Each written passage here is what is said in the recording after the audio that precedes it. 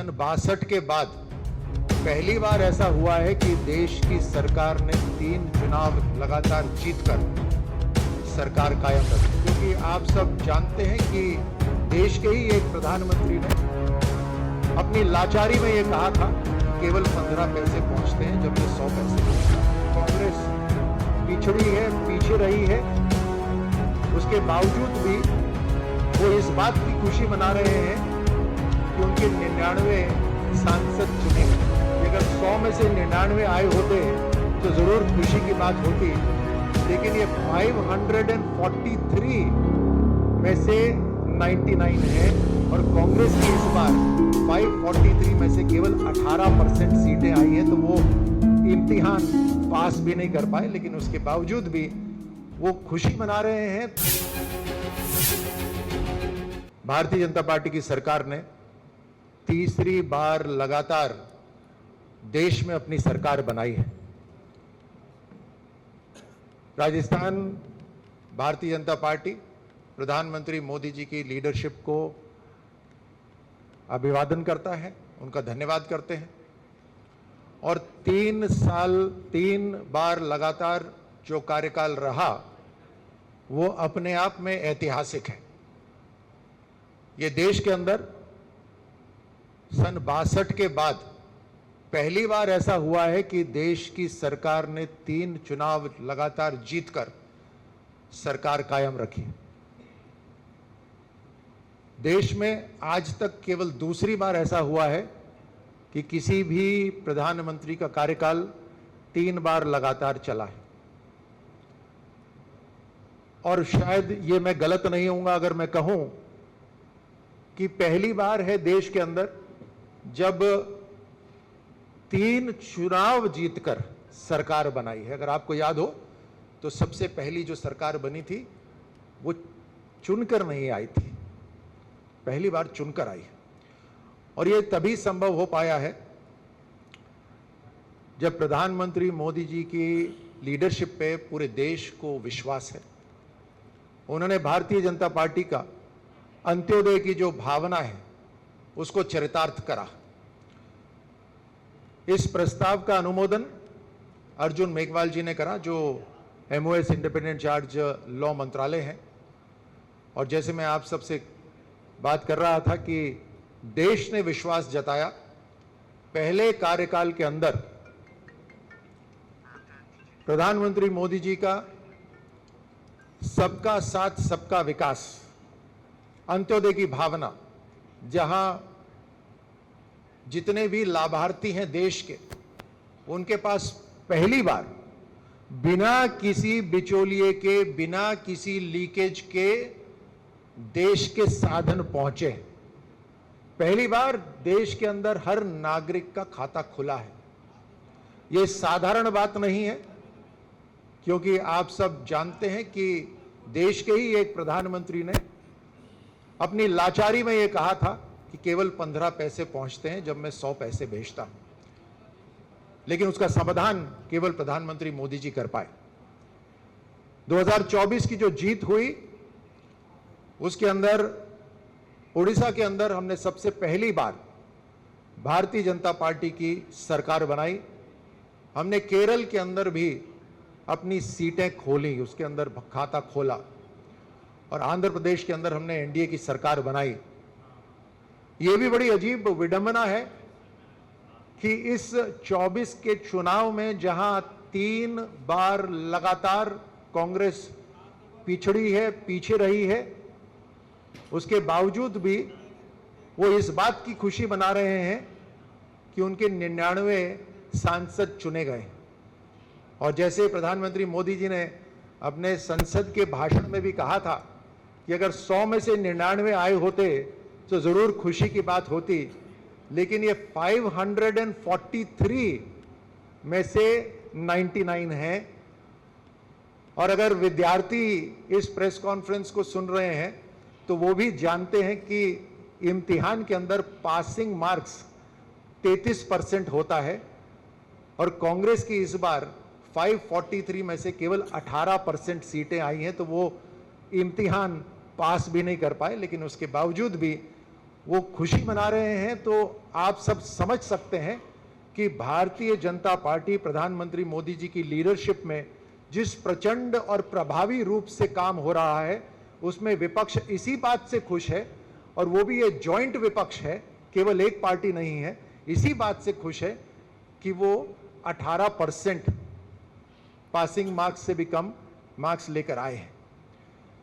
पहले कार्यकाल के अंदर प्रधानमंत्री मोदी जी ने जो आत्मविश्वास जो लोगों में बनाया, जिसमें सबका साथ सबका विश्वास, हर लाभार्थी के पास साधन पहुंचना, उसके साथ साथ एक नई कर नीति भी लेकर आए।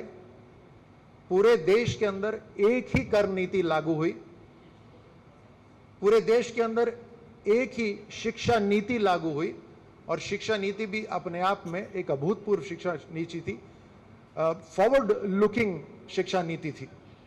दूसरे कार्यकाल के अंदर प्रधानमंत्री मोदी जी ने देश की सांस्कृतिक विरासत को मजबूती दी, मान, मूल्य, प्रतिष्ठा, इसके ऊपर ध्यान केंद्रित करा। धारा 370 समाप्त हुई, आर्टिकल 35A समाप्त हुआ, राम मंदिर, काशी विश्वनाथ, उज्जैन महाकाल, इन सब का सौंदर्यीकरण हुआ, विस्तार हुआ। उसके साथ साथ पूरी दुनिया में जो भारत की अर्थव्यवस्था, आर्थिक ताकत जो 11वें स्थान पर होती थी, उसको 5वें स्थान तक लाने का काम दूसरे कार्यकाल में हुआ। उसके साथ ही नए संकल्प और नए लक्ष्य निर्धारित कर दिए गए। मजबूत लीडरशिप ऐसी ही होती है जो मुश्किल काम पूरा करके आराम विश्राम नहीं करती, बल्कि नए संकल्प और नए टारगेट्स रखती है। और अब देश का प्रधानमंत्री मोदी जी की लीडरशिप के अंदर जो नया लक्ष्य है, वो तीसरी सबसे शक्तिशाली अर्थव्यवस्था बनने का है। देश की आधी ताकत, जो सदियों से न कहूं तो दशकों से तो जरूर, देश के आजादी के बाद नारी शक्ति को आगे बढ़ने के अवसर जो नहीं मिले, उसके अंदर बहुत बड़े बड़े काम प्रधानमंत्री मोदी जी की सरकार में पिछले 10 साल के अंदर करे, जहां उनका मान सम्मान भी बढ़ा। सीआरपीएफ, सीएपीएफ, बीएसएफ, सीआरपीएफ, इन सब के अंदर आरक्षण हुआ। देश के अंदर जो जेंडर इक्वालिटी, अनइक्वालिटी थी, उसको बैलेंस करने के लिए देश से आह्वान करा गया, बेटी बचाओ बेटी पढ़ाओ के नाते, जिससे एक बड़ा परिवर्तन आया। साथ ही एक बहुत बड़ा कदम उठाया गया, जहां नारी शक्ति को चुनाव के अंदर आरक्षण दे दिया गया। यह अपने आप में एक बहुत बड़ा कदम था जो प्रधानमंत्री मोदी जी ने रखा। देश की अंतर्राष्ट्रीय रिलेशंस, जो दूसरे देशों के साथ जो दोस्ती का माहौल है, उसके अंदर एक बहुत बड़ा परिवर्तन आया, और उसके कारण एक स्टेबल सरकार भारत के अंदर, उससे पूंजी निवेश भारत के अंदर बढ़ा।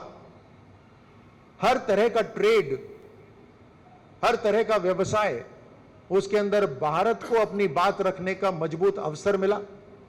हर देश अपनी खुद की आर्थिक ताकत बढ़ाने के लिए भारत से हाथ मिलाने को तैयार हो गया। जो आतंक का माहौल पहले फैला रहता था और जिसमें भारत को एक कटघरे में खड़ा कर दिया जाता था, उसमें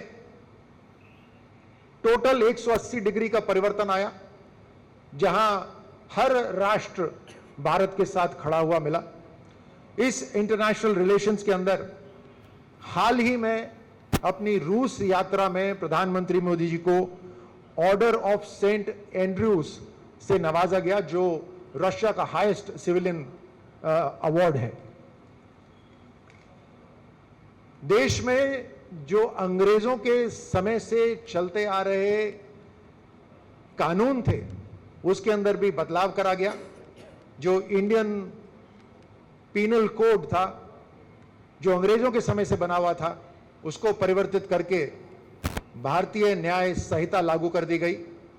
जो सीआरपीसी था, उसको बदल के भारतीय नागरिक सुरक्षा संहिता लागू कर दी गई है।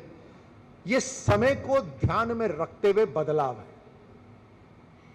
यह कानून वो अंग्रेजों वाले कानून नहीं है जहां एक गुलाम देश के ऊपर कानून बनाए गए थे। यह एक स्वतंत्र, मजबूत, लोकतांत्रिक देश 21वीं सदी के अंदर जिस तरह के वायलेंस और जिस तरह के क्राइम होते हैं और जिस तरह की पेचीदगियां पुलिस को नागरिकों की सुरक्षा कायम रखने में जो उनको महसूस होती थी, उसको ध्यान में रखते हुए ये कानून बनाए गए हैं। जो प्रगतिशील देश हैं उनके ऊपर अक्सर विकसित राष्ट्र प्रतिबंध लगाने वाले कानून लगा देते हैं क्लाइमेट और एनवायरनमेंट को ध्यान रखते हुए। लेकिन भारत की ऐसी मजबूती है प्रधानमंत्री मोदी जी की लीडरशिप में कि भारत अब अपना लक्ष्य रखकर काम कर रहा है 2047 तक डेवलप्ड नेशन बनने का, विकसित राष्ट्र बनने का। और हमारी जिम्मेदारी जो आने वाली पीढ़ी के लिए है उसको निभाते भी चले आ रहे हैं। प्रधानमंत्री मोदी जी ने अभी आह्वान करा है पूरे देशवासियों से कि हर व्यक्ति एक पेड़ लगाए अपने मां के नाम। उसमें राजस्थान सरकार ने, राजस्थान में भारतीय जनता पार्टी ने यह लक्ष्य रखा है कि हम 7 करोड़ पेड़ लगाएंगे। राज्य के अंदर डबल इंजन सरकार की ताकत दिखाई दे रही है। आज प्रस्ताव के अंदर भारतीय जनता पार्टी के कार्यकर्ताओं को, भारतीय जनता पार्टी की लीडरशिप को धन्यवाद भी दिया गया। पार्टी के कार्यकर्ताओं ने जो मेहनत करी, जनता ने जो विश्वास जताया, उस कारण से राज्य के अंदर हमारी सरकार बनी। जिस तरह का माहौल पिछली सरकार में बना हुआ था, जहां लूट की सरकार थी, कांग्रेस का हर विधायक लूट मचा रहा था, कानून व्यवस्था चरमरा गई थी, जहां पर विद्यार्थियों का, स्टूडेंट्स का भविष्य पूरा काला हो गया था, अंधकार में हो गया था, जहां महिलाओं की सुरक्षा तारमतार हो गई थी, उस पूरे माहौल से निकलकर डबल इंजन की सरकार प्रदेशवासियों से ने बनाई। मैं प्रदेशवासियों को धन्यवाद देता हूं। डबल इंजन की सरकार की ताकत तुरंत कुछ महीनों में नजर आने लगी। जो दिसंबर में चुनी गई सरकार, जनवरी के अंदर एक बड़ा इन प्रिंसिपल एग्रीमेंट हुआ, जिसके अंदर राजस्थान को जो दशकों से पीने के पानी की, सिंचाई के पानी की, इंडस्ट्री के लिए पानी की जो जरूरत थी, उस पानी की को पूर्ति करने का एक इन प्रिंसिपल एग्रीमेंट हुआ, जिसके अंदर आप उसको डबल इंजन बोलें चाहे 4 इंजन की सरकार बोलें, जहां मध्य प्रदेश की सरकार भी शामिल हुई। उन्होंने समझौते पर हस्ताक्षर करा। केंद्र सरकार ने पूरा आर्थिक समर्थन दिया, लीडरशिप दी। हमारी राज्य सरकार तो शामिल थी ही, साथ में हरियाणा की सरकार ने भी अपना समर्थन दिया। उसके ऊपर काम शुरू हो गया है। 21 जिलों के अंदर तकरीबन 3 लाख हेक्टेयर भूमि और करोड़ों लोगों की प्यास बुझाने का काम, सिंचाई का काम और इंडस्ट्री के लिए पानी की जो जरूरत है उसकी पूर्ति होगी। जो पिछली सरकार बार बार रोना रोती थी महंगाई का, लेकिन आप सब भी यही प्रश्न उठाते थे कि महंगाई का सबसे जो महत्वपूर्ण और सबसे पहला बड़ा कदम जो राज्य सरकार को उठाना चाहिए था, डीजल और पेट्रोल की कीमतें कम करने का, वो उन्होंने कम कतई नहीं करी, लेकिन राजनीतिक रूप में जरूर नारे लगाते रहे।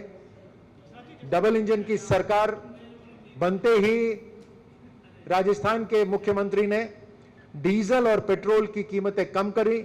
जहां पेट्रोल की कीमत तकरीबन 7 रुपए से भी ज्यादा कम की गई और डीजल की कीमत 6.5 रुपए से भी ज्यादा से कम की गई। हाल ही में एक बजट आया है, उस बजट की आलोचना कांग्रेस सरकार, कांग्रेस की पार्टी भी नहीं कर पा रही। आप उनके सोशल मीडिया अकाउंट्स देखेंगे तो वहां पर भी अपने अपने क्षेत्र में जो वो खुशी दिखा रहे हैं, हम उसका स्वागत करते हैं, क्योंकि हमारी सरकार, राजस्थान की सरकार किसी एक पार्टी के लिए नहीं है, प्रदेश के हर नागरिक के लिए है। और उसमें उसके कुछ अंश अगर मैं आपको बतलाऊं तो अपने आप में ऐतिहासिक हैं। 9 ग्रीनफील्ड एक्सप्रेसवे बन रहे हैं। तकरीबन 2700 किलोमीटर से ज्यादा के एक्सप्रेसवे राज्य सरकार तैयार करा रही है। अगले 5 साल के अंदर 50,000 किलोमीटर से ज्यादा की सड़कें राज्य सरकार बनाएगी।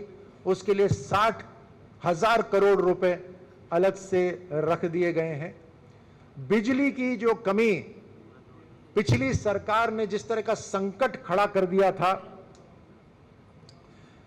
पिछली सरकार ने जो बिजली का संकट खड़ा कर दिया था, जहां हमारे थर्मल पावर प्लांट भी सही तरह 50% कैपेसिटी से भी नीचे चल रहे थे, जहां कोयले की जगह उसमें आप जानते हैं कि मिलावट वाले पत्थर डाले जा रहे थे, और बिजली का संकट जो खड़ा हुआ उसमें 1 लाख करोड़ से ज्यादा का ऋण राजस्थान के ऊपर चढ़ गया।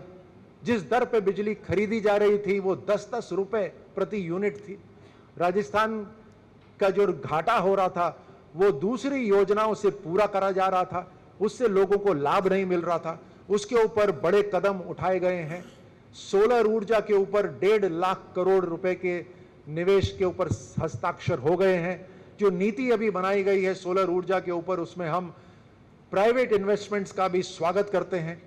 इस ऊर्जा जो सोलर ऊर्जा लगेगी उसके अंदर यह तय होगा कि राजस्थान को प्राथमिकता से बिजली मिलेगी। हमने किसानों के लिए भी जो ब्याज 5 लाख नए किसान चिन्हित होंगे जिनको ब्याज मुक्त ऋण मिलेगा। हमने एमएसपी के ऊपर भी बोनस दिया है। केंद्र सरकार ने भी एमएसपी बढ़ा दी है, और साथ साथ 15 लाख लखपति दीदी का भी टारगेट रखा गया है। इंडस्ट्रियलाइजेशन पे पूरा जोर दिया जा रहा है। सिंगल विंडो क्लियरेंस वाकई में तैयार करी जाएगी। जहां पानी बिजली की आपूर्ति हो गई वहां स्किल डेवलपमेंट वाकई में कराया जाएगा, और उससे राजस्थान के अंदर माहौल तैयार होगा जिससे हम विकसित भारत के साथ साथ विकसित प्रदेश का भी लक्ष्य पूरा कर सकेंगे। ये पूरा कार्यक्रम हमारे केंद्र मंत्री जो पधारे थे उनके स्वागत से शुरू हुआ था। मैं आज आप सब जो यहाँ पधारे हैं, मैं सभी मीडिया के साथियों को धन्यवाद देता हूँ। आपके माध्यम से हमारी बात पूरे प्रदेश तक आपने पहुंचाई। आपको फिर एक बार बहुत बहुत धन्यवाद। एक खास बात जो आज के कार्यक्रम में रखी गई वो मेरे साथी मुझे याद दिला रहे हैं। यहां प्लास्टिक का इस्तेमाल बिल्कुल भी नहीं हुआ है। सिंगल यूज प्लास्टिक का इस्तेमाल नहीं हुआ है। सभी जो यहां पधारे थे उन सबको एक स्टील की बोतल दी गई है। ये पार्टी की तरफ से एक बड़ा और मजबूत कदम है सिंगल प्लास्टिक यूज को खत्म करने का। अगर आपके कुछ सवाल हो तो आप जरूर पूछ सकते हैं। हाँ मनीष।